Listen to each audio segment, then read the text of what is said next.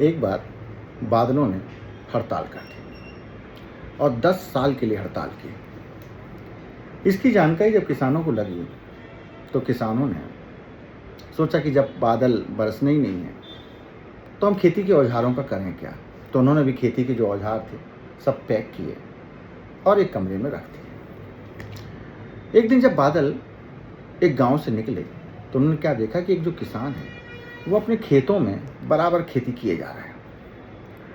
बादलों ने उससे पूछा कि भाई, जब तुम्हें पता है कि हमें बरसना ही नहीं है, तुम खेती क्यों कर रहे हो? तुम्हारी तो मेहनत बेकार चली जाएगी।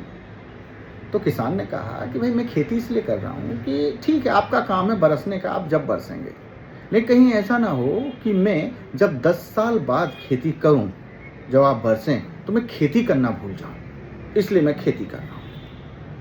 अब बादलों को लगा कि सही बात है, कहीं ऐसा ना हो कि 10 साल बाद हम बरसना ही भूल जाएं।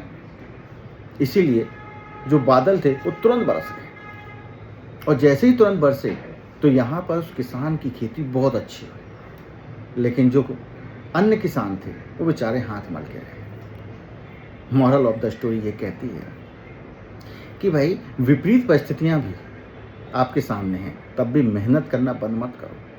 आपको ही पता है कि शायद उसका फल ना मिले, लेकिन फिर भी मेहनत करना बंद मत करो। पता नहीं किस दिन आपके अनुकूल आपकी परिस्थितियाँ हो जाए।